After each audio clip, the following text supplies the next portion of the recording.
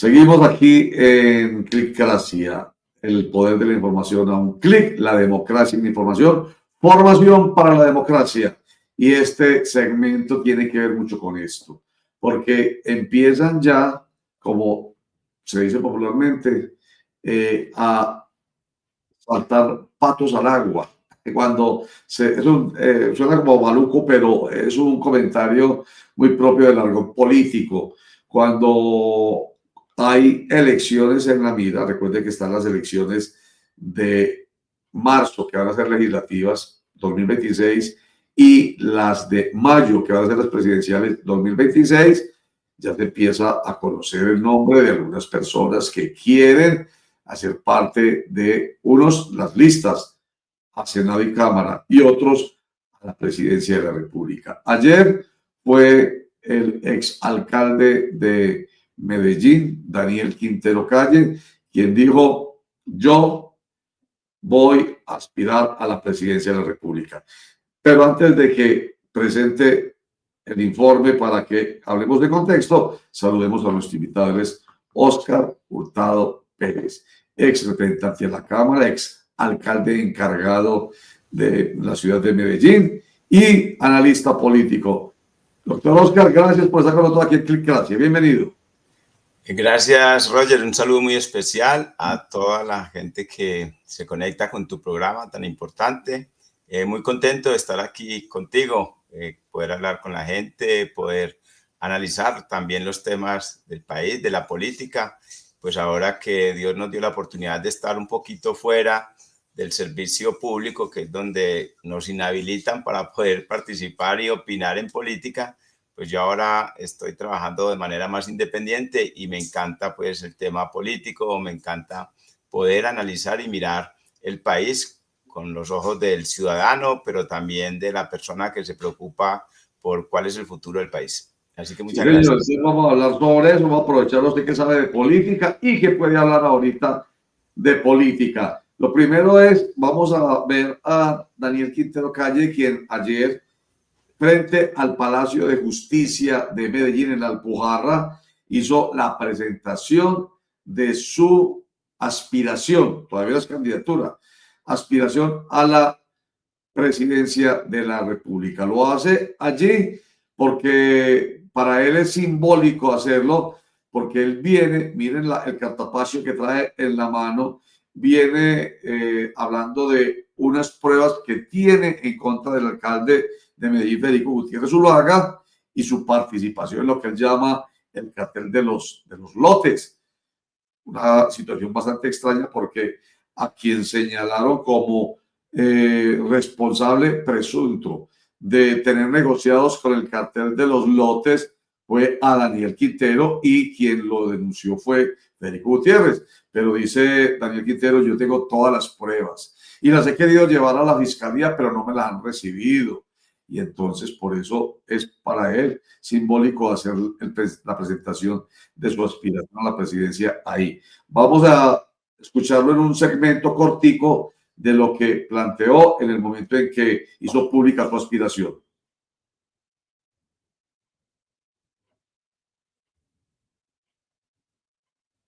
Dios está con nosotros. Y la verdad está con nosotros. Y cuando la causa es justa, se defiende sola. Por eso no tenemos miedo. Esta audiencia debió haber sido virtual. Y yo dije, vamos a ir presencial. Y no solo vamos a ir presencial, la vamos a convertir en nuestra plataforma de lanzamiento de la campaña a la presidencia.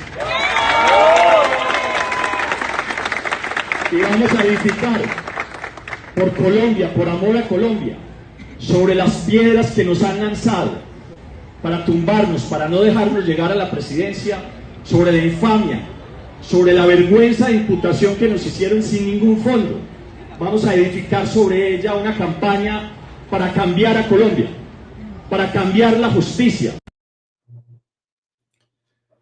Bueno, empezamos por ahí. Vamos a hablar sobre varios aspectos, no solamente lo presidencial, sino lo legislativo, y no sobre la aspiración de Daniel Quintero, sino otras aspiraciones, aprovechando pues el conocimiento y la experticia de nuestro invitado.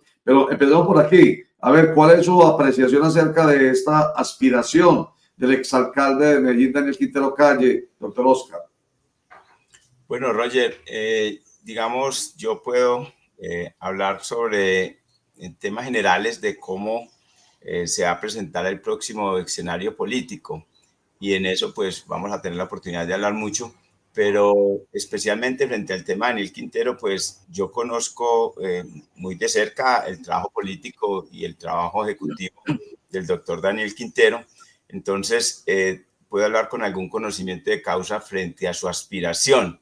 Lo primero es que todos los que conocemos a Daniel sabemos que es una persona enfocada, que es una persona cuando tiene un objetivo, lo visualiza, lo planea y trabaja en ello. Él hasta ahora no ha salido a la plaza pública a hacer su campaña, pero según lo que manifestó el día de ayer, pues es como el inicio ya de una carrera definitiva hacia la presidencia de la República, en un escenario que él ha denominado, y así lo vemos todos, de persecución, en un escenario donde a veces se instrumentaliza la justicia o algunos organismos de control para una persecución. Entonces él, en medio de ese escenario hostil para él, pues él tiene muy clara su aspiración a la presidencia de la República, y pues así lo dio a conocer en el día de ayer, y se convierte pues en uno de los jugadores importantes en esta carrera, que todavía le falta más de un año para que se pueda llegar a esas elecciones, pero que vemos ya diferentes candidatos en ese escenario de la política. Algunos ya están recorriendo el territorio, pues el doctor Daniel Quintero lo anuncia en el día de ayer de que va a empezar a recorrer el territorio, y entonces eso lo convierte pues en un protagonista de la campaña política. Sabemos pues que falta todavía mucho tiempo, pero en Colombia se vive y se respira política todos los días, y por eso hay muchos reflectores puestos sobre esta candidatura, así como hay otros candidatos de otros sectores que hoy se postulan y están en esa carrera por la presidencia.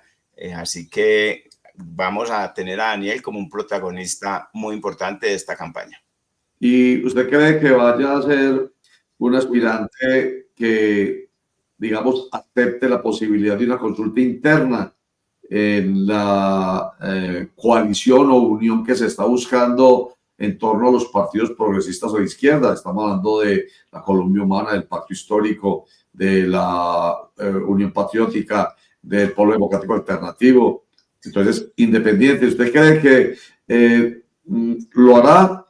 ¿Y cree usted, de acuerdo con sus conocimientos, que debe hacerlo? ¿Debe haber consulta interna para escoger candidato único por estas colectividades? Bueno, voy a hablar más como desde afuera, no como una persona cercana al doctor Daniel, sino como una persona que mira la campaña desde afuera. Daniel, él lo ha manifestado y así ha ejercido su política, que es un hombre independiente.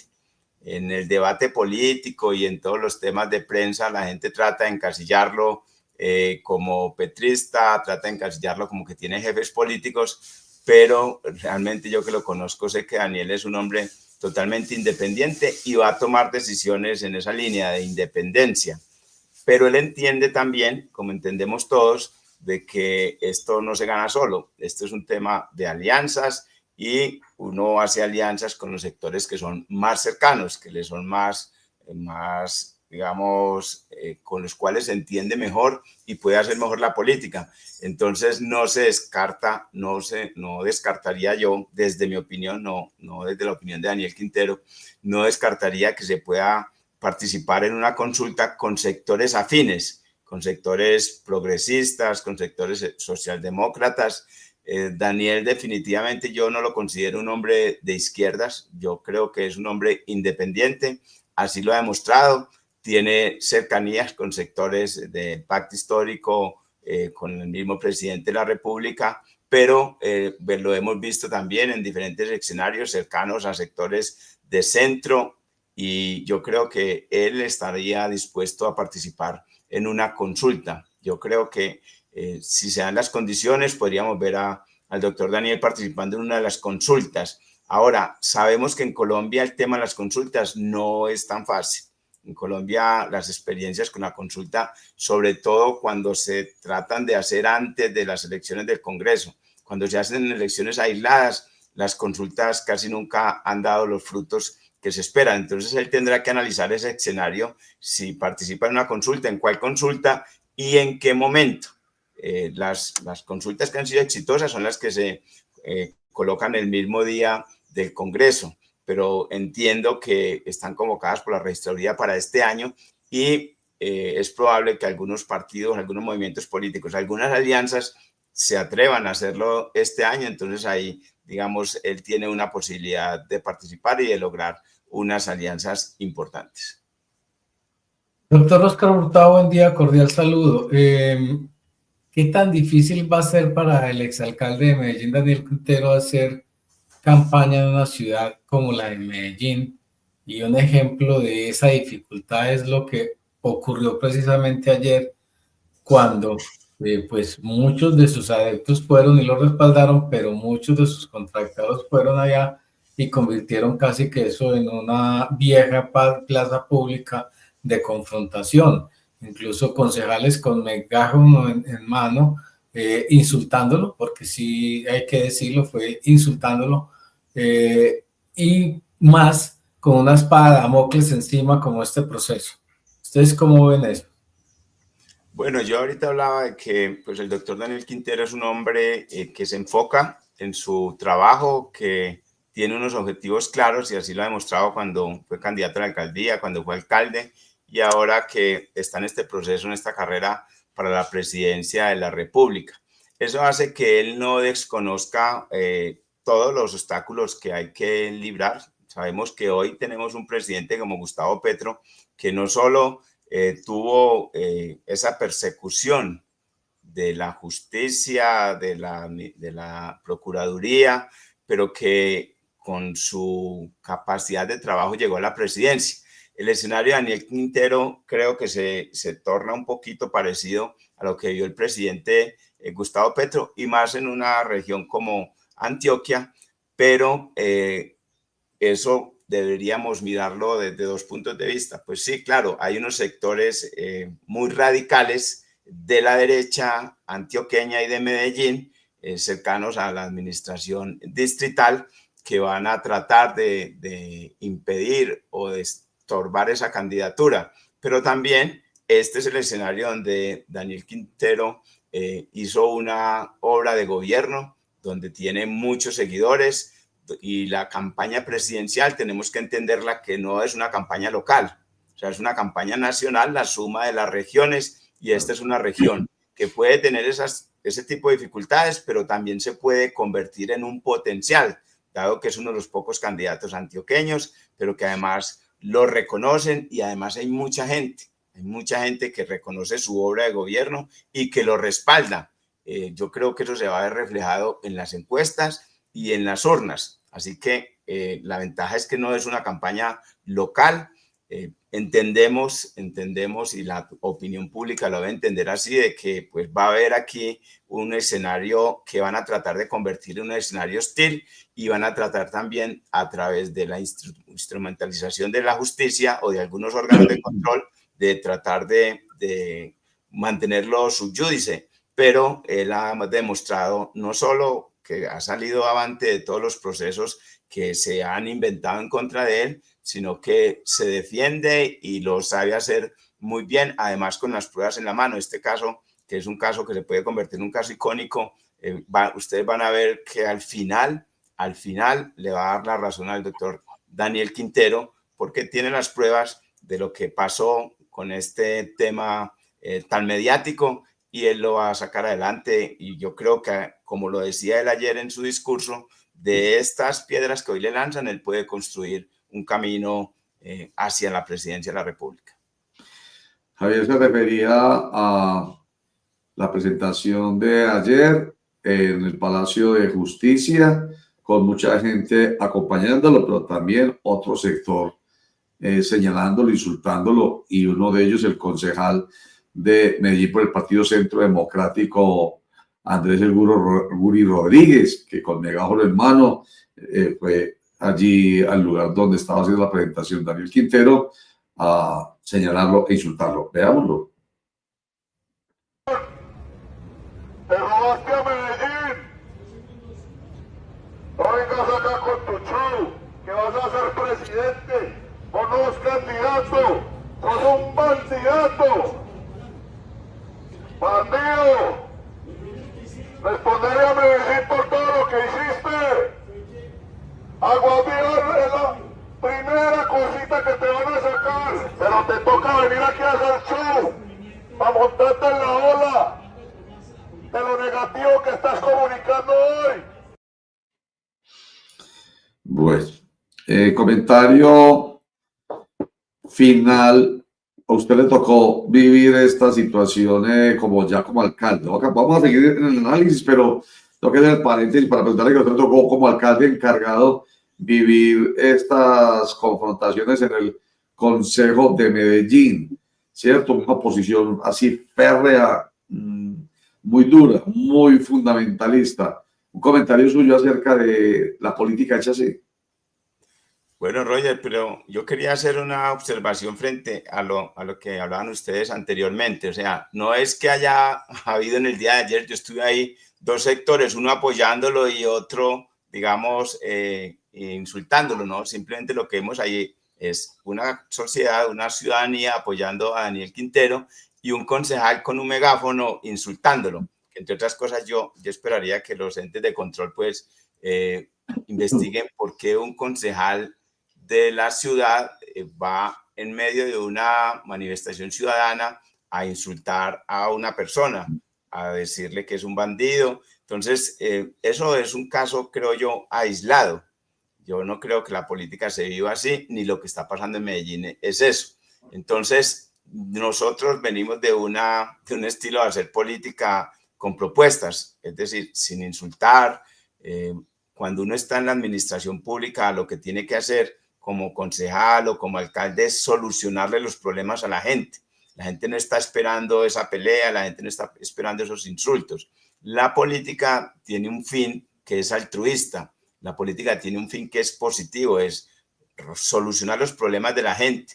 La política nace de la base del amor, o sea, de que un líder que es elegido por la ciudadanía a través de su cariño, a través de su trabajo, de su compromiso, le lleva computadores a la gente, le lleva agua potable a los barrios que no tienen ese recurso, pavimenta las calles. Eso es lo que la gente espera. Ese show de las redes y eso, pues uno lo entiende porque es una herramienta que utilizan algunos, pero la política en Colombia tendría, digamos, que volver un poco a esa esencia, que es el servicio, que es el solucionar problemas. Y como tú lo decías ahorita, a mí me tocó como alcalde encargado y como secretario de Hacienda, pues enfrentar muchas dificultades, pero nosotros la mayoría del tiempo estábamos en los barrios solucionando los problemas, arreglando las vías, arreglando las casas, arreglando los colegios y utilizando de manera pulcra y transparente los recursos, o sea, que la gente sienta, hombre, elegimos una persona, elegimos un equipo de gobierno y ellos nos traen soluciones. Nuestros impuestos se ven bien invertidos. Yo pues no le tengo temor a ese show y a ese tema de las redes, pero digamos la política tiene que trascender más y la gente al votar tiene que pensar un poco en realmente quién es el político que llega al gobierno a solucionar problemas y quién es el político que llega a insultar, a generar caos, a generar violencia, a incitar a la violencia. Nosotros necesitamos promover acciones de no violencia, de paz. Lo que estamos haciendo, por ejemplo, a través de esa presencia ayer con Daniel Quintero, es un tema de resistencia civil pacífica. Es decir, no estamos de acuerdo con estas decisiones. Aquí están las pruebas de que lo que ocurrió es diferente. Y eso es lo que hay que hacer, o sea, ese tipo de confrontación y yo creo que habría que dejarla a un lado. Perfecto. En todo caso, existen las confrontaciones y hay una polarización tremenda y con miras a las elecciones presidenciales del año entrante, hay algunos que dicen que esta es la oportunidad para el centro político, para el centro en el péndulo político e ideológico. ¿Usted qué cree? ¿Es posible eso, doctor Hurtado? Es posible, pero lo veo muy difícil, Roger, porque es que la política es un debate de ideas y de propuestas, y ahí es donde surge la polarización, porque unos tienen unas ideas y se van a los extremos, a la derecha o a la izquierda, y empiezan a jalar la opinión, empiezan a convocar la opinión y a los votantes hacia esos dos extremos, haciendo que de pronto la opinión pública no mire mucho las propuestas del centro, porque les parece tibia, les parece que no tienen una posición política definida. Eso no hace que se pueda descartar el centro, porque de todas maneras el 38, el 40% de la opinión o de los votantes no tienen ideas de izquierda ni de derecha. Votan por el candidato que a ellos les guste, que los convenza, que sientan que pueda solucionar los problemas. Entonces ahí hay un espacio muy importante del centro. ¿Quién es capaz de capturar, entre comillas, de poder convencer a esos votantes que no tienen una posición tan radical, que no le apuestan a la polarización? Y ahí hay un espacio para el centro. Pero lo que estamos viendo a nivel global, lo que ha pasado en Estados Unidos, en Europa, y lo que puede pasar en las elecciones en Colombia, como pasó hace 4 años, es que la gente opte mejor por buscar una de las dos orillas del centro, perdón, de la izquierda o de la derecha, sin descartar una posibilidad, porque también depende mucho de los candidatos. Yo siento que el centro tiene buenos candidatos, también entonces una opción para que la gente pueda elegir en ese espectro de la política colombiana. Igualmente falta mucho tiempo, hoy las encuestas están demasiado planas, hoy no hay candidatos, hoy no hay ni posiciones políticas liderando la opinión en el país, ni posiciones de centro, digamos, con una opción ya muy definida. Está muy temprano todavía, creo que para eso.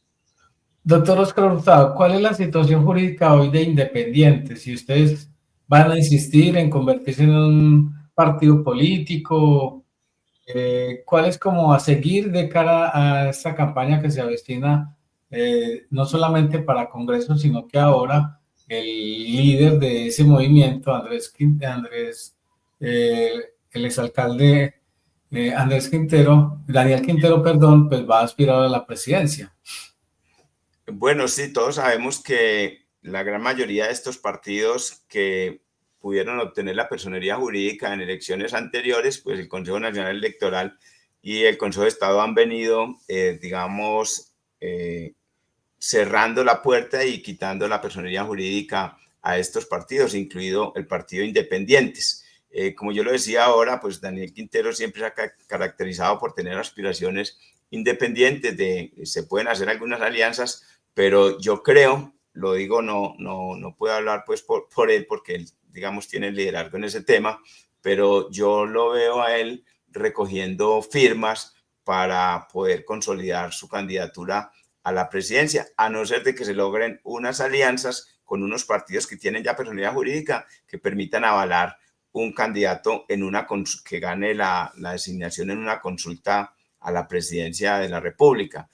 Pero yo en principio lo vería, no me comprometo a asegurarlo, lo vería en una posición de conseguir firmas para recuperar o para generar un nuevo partido que le permita reemplazar la personería perdida por Independientes.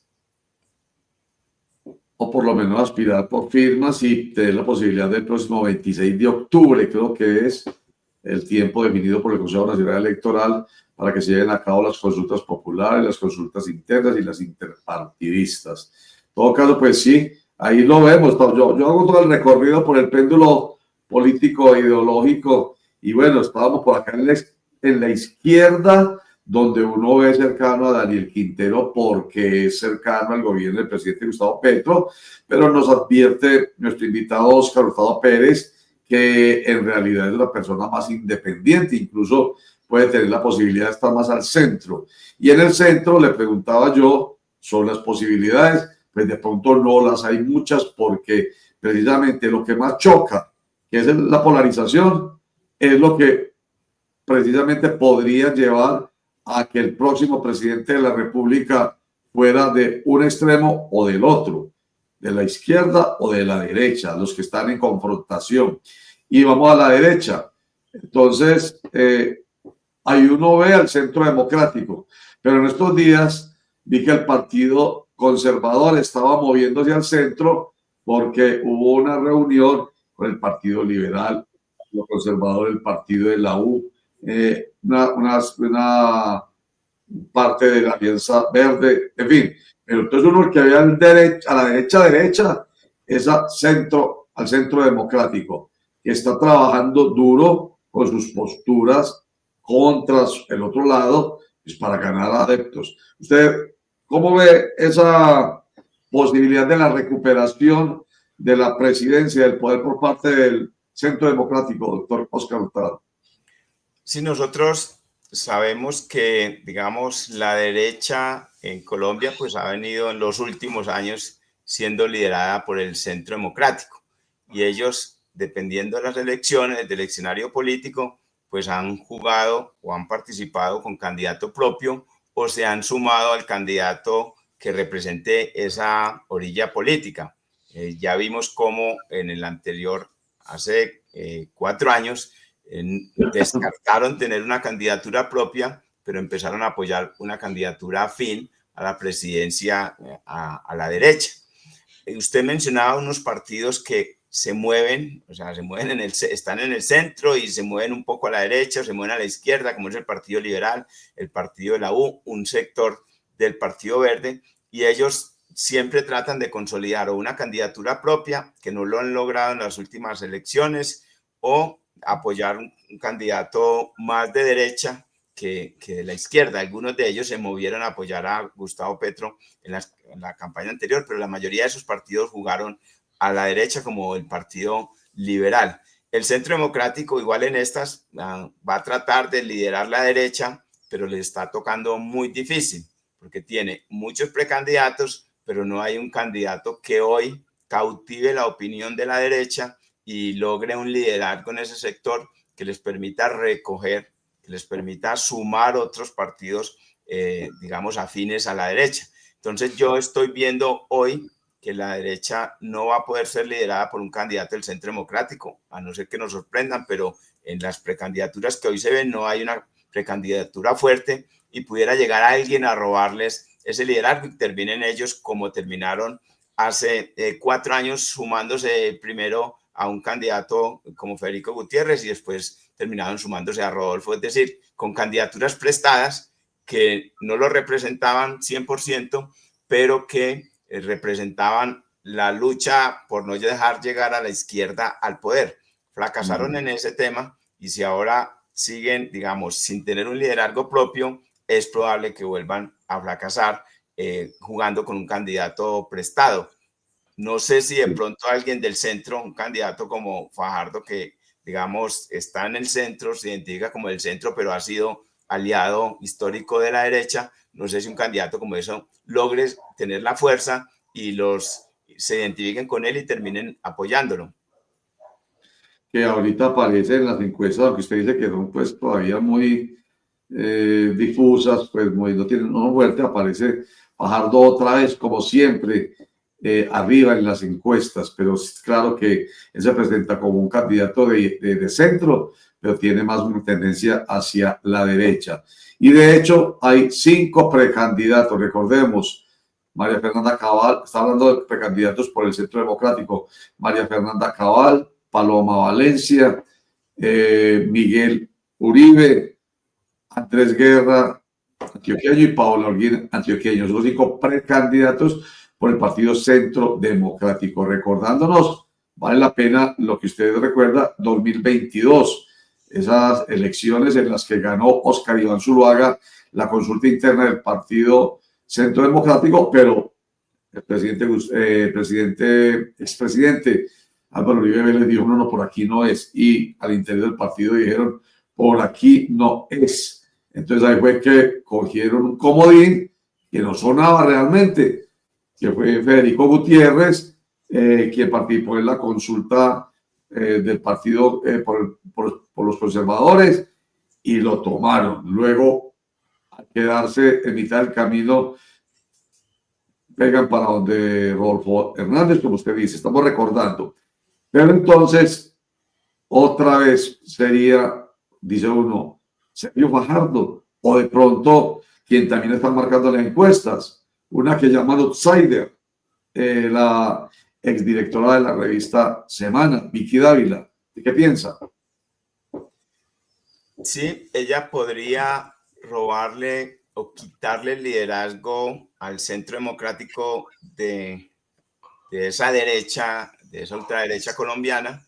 Ella podría estar quitándole ese liderazgo. No milita en el Centro Democrático, pero tiene muchos amigos en el Centro Democrático y podría, en lo que yo hablaba ahorita, en esa dilución de sus propios candidatos, de sus candidatos internos del Centro Democrático, podría ella diluir esas candidaturas y ganar un liderazgo en la derecha que sea incontrolable por el Centro Democrático y terminando el Centro Democrático apoyándole. Ese podría ser un escenario, aunque, pues, insisto, falta mucho todavía y no sabemos al final qué va a pasar con los 5 precandidatos del Centro Democrático. En política yo aprendí que una cosa es lo que uno quiere y otra cosa es lo que el escenario y la política y la opinión de la gente y el voto ciudadano le va mostrando. Entonces, tienen que analizar en el camino si definitivamente no son capaces de cuajar una candidatura propia y les toca hacer unas alianzas. Recuerda que esas alianzas pues son naturales y obligatorias en segunda vuelta, porque pues ya ahí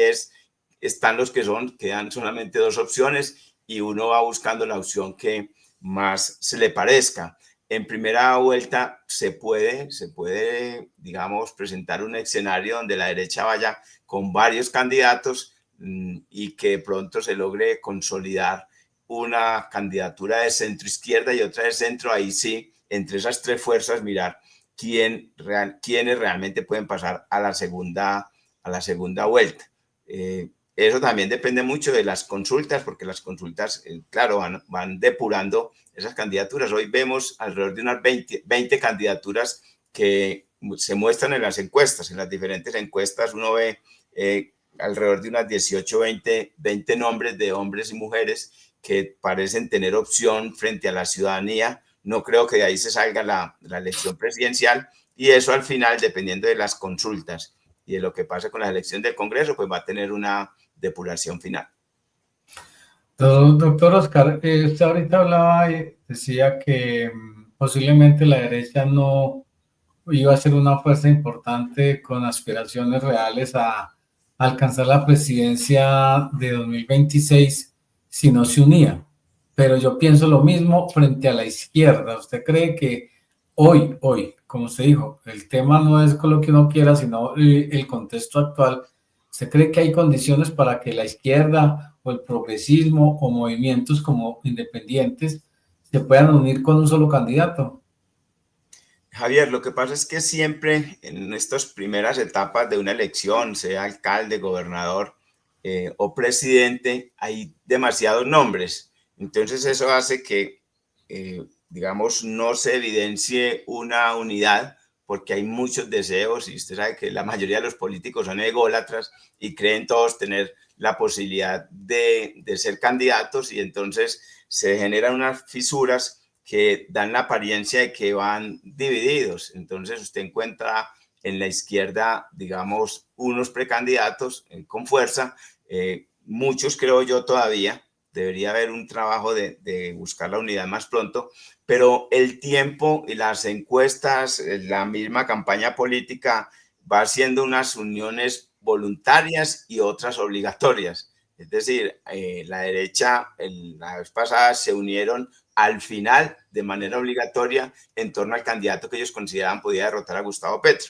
Entonces hay unas uniones que se hacen de manera estratégica, voluntaria, pero hay otras que se tienen que hacer de manera natural en el camino, casi que obligatorias. Entonces yo hoy no veo una izquierda dividida. Yo creo que hay unas aspiraciones naturales. El gobierno desgasta, o sea, tener gobierno desgasta demasiado a un candidato que represente la opción más cercana al gobierno, pero en este momento veo más fácil la unidad de la izquierda que la unidad de la derecha. Sin embargo, insistimos, todo depende del escenario de las consultas, el escenario del Congreso de la República. Pero, Roger, usted pues que analiza también el tema político, hoy ve que en el mapa, digamos, hay tres grupos: el grupo de la derecha, el grupo del centro, y cada uno tiene 4 o 5 opciones, que realmente, como les digo, de ahí no se sale la próxima elección presidencial. Sí, señor. Estamos hablando sobre eso, las elecciones presidenciales de mayo del año entrante. Vamos a tener más adelante la oportunidad, si usted nos lo permite, doctor Oscar Hurtado Pérez, de hablar de las elecciones legislativas.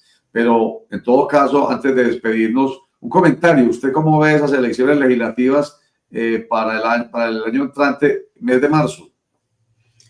Bueno, depende también del tema de las consultas. Recuerden que hoy, digamos, el Congreso de la República, en cuanto a Senado, las elecciones, el partido que mayores elecciones o la alianza que mayores candidatos pudo tener en las elecciones o elegidos congresistas en esas elecciones fue el Pacto Histórico, porque se unió el tema de la consulta para escoger el candidato a la presidencia con las listas al Congreso. Entonces eso va a depender mucho porque, digamos, unas aspiraciones que se van a tramitar en una consulta de manera paralela o en el mismo día de la elección presidencial, eso, digamos, distorsiona un poquito o cambia un poquito el mapa del Congreso. Y por eso, vuelvo e insisto en el ejemplo del Pacto Histórico, si no se presentan las consultas en esa época, pues vamos a ver nuevamente partidos como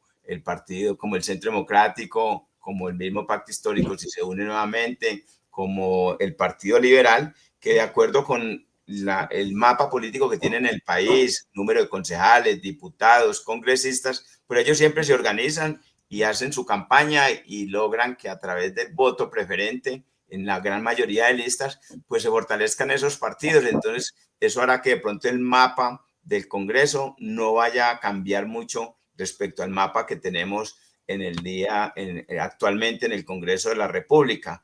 Ya vemos pues cómo se están conformando esas listas, cómo algunos partidos están haciendo algunas coaliciones que lo permite ya la ley. Entonces hay partidos que buscan, como Cambio Radical, la U, sobre todo en lo regional, hacer algunas alianzas para poder lograr el umbral y tener una mayor cantidad de congresistas. Entonces el mapa, digamos, no va a haber un cambio radical en la composición del Congreso. Va a haber algunas modificaciones, pero definitivamente las elecciones del Congreso son elecciones más partidistas, más clientelares, porque el voto preferente ha hecho eso, que los partidos tengan unos caciques o unos líderes regionales que sean capaces de cautivar o de conseguir una votación que permita fortalecer esas listas de los partidos. Y por eso siempre, a pesar de que a veces se disminuye un poco, pero siempre vamos a ver protagonistas en el Congreso como el Partido Centro Democrático, Partido Liberal,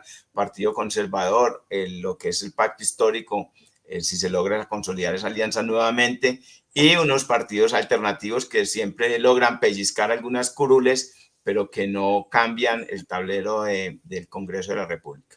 Sí, señor. Un comentario final sobre cifras, ya que usted habla de llegar a lo mismo. Se necesita mucho voto, tanto para el Senado como para la Cámara, doctor Oscar. Sí, siempre pues hay un incremento en lo que tiene que ver con el umbral para que los partidos puedan obtener, digamos, esas curules.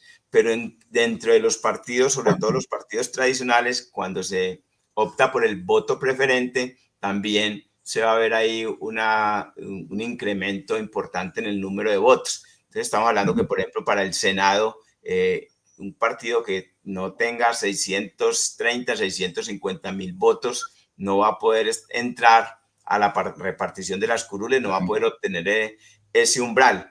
Y así, pues también, digamos, al interior de los partidos, sobre todo los tradicionales, como le decía, partidos como el Partido Liberal, si los candidatos no tienen 100.000 votos al interior de esas listas, les va a quedar muy difícil poder obtener la curul. En Antioquia, pues también el tema de Cámara, cada vez, yo que he participado en esas elecciones, cada vez se vuelve más hostil para los candidatos poder llegar, porque ya vemos listas como la del Partido Liberal, que en la ocasión anterior se quemaron candidatos con 45.000 votos, casi con 48.000 votos. Entonces se va a requerir en esas listas de Cámara del Partido Liberal, del Partido Conservador, alrededor de 65.000 votos.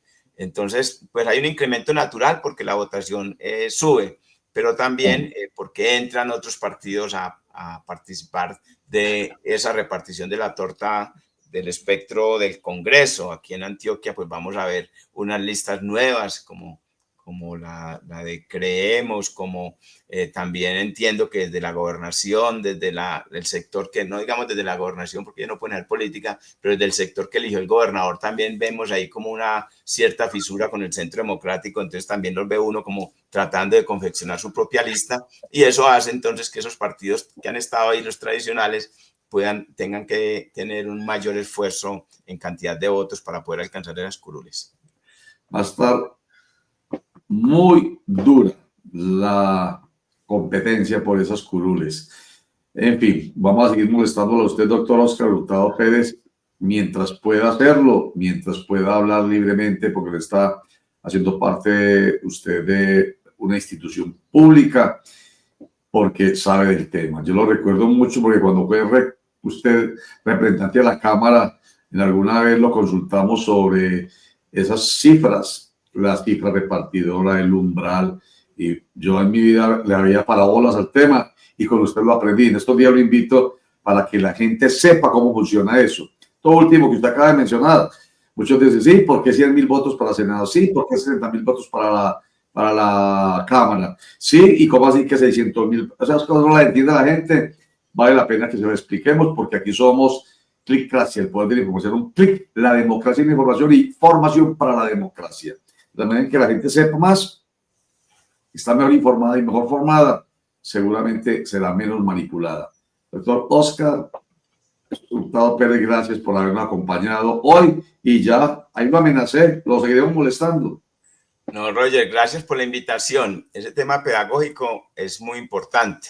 Siempre, pues, desde que yo estuve en la Cámara, luché, trabajé para que la gente pudiera votar mejor informadas, para que el voto fuera un voto de conciencia, para que la gente entendiera cómo funciona el sistema político en Colombia y sobre todo para que la gente y sobre todo los líderes entiendan cuál es el objetivo fundamental de la política.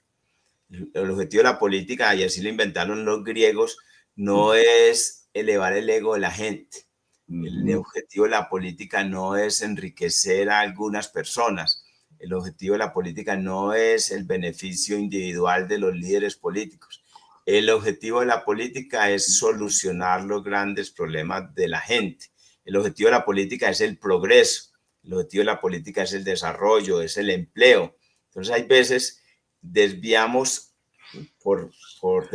el objetivo fundamental y convertimos a la política en una política de objetivos y una política de estadistas, sino una política de medios. Entonces el medio es insultar, vamos a insultar.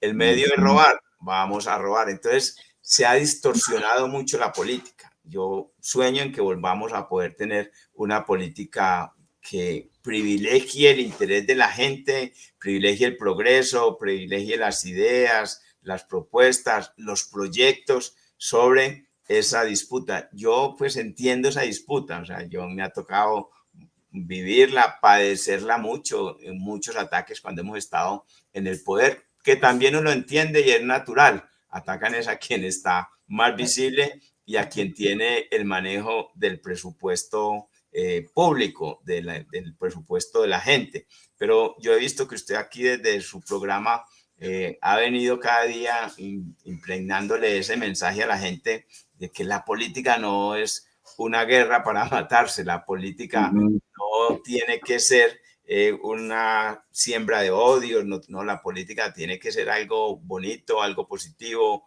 algo que propositivo, algo que le ayude al país a salir adelante. El país tiene muchos problemas. Cada vez nos preocupamos más por el tema de la salud, por el tema de las vías, el tema de la inseguridad. La gente se ha venido ya preocupando un poco menos por el desempleo, pero todavía tenemos mucho desempleo. Dado que ha bajado un poquito el índice, o un poquito no, mucho. Hemos alcanzado unos índices, sobre todo en Medellín, menos malos en cuanto al desempleo, pero no deja de ser un problema que nos preocupa porque cuando hay empleo, pues los jóvenes tienen oportunidades y eso arregla una cantidad de problemas, arregla el problema de la violencia, arregla el problema de los homicidios, en fin. Entonces yo me uno a ese mensaje, Roger, yo creo que en eso nos entendemos mucho, la política, tenemos que hacer una mejor política cada día y ese es el llamado que hacemos. Así es. Gracias con esta terminación, yo diría que pedagógica, de reflexión. Gracias por acompañarnos en este propósito nuestro de ayudar a construir una cultura política en la gente y una mentalidad distinta. Y usted emplea una palabra y es conciencia. Ojalá la razón, la conciencia juegue un papel más importante en la participación y no tanto, bueno, los sentimientos sí, por supuesto, tiene que ver con la empatía. Me gusta, no me gusta, me suena, me hace sentir bien, pero no bajar más a las vísceras. Permítanme decirlo de esta manera, es que se habla de la pasión visceral, del odio, y ello no es realmente bueno porque termina eligiéndose mal y, por supuesto, quienes llegan allá elegidos así, porque se aplica perfectamente lo que usted decía. Para algunos, el fin justifica los medios. Si toca mentir, injuriar, calumniar y ser infame en general para lograr réditos políticos y electorales, bienvenidos sean. Eso no está bien. Doctor Oscar Hurtado, gracias nuevamente. Feliz día, feliz tarde, feliz noche, porque estamos de todas maneras rotando en nuestro sistema informativo durante las 24 horas del día. Muchas gracias, Roger. Feliz día. Feliz día, feliz tarde, feliz noche.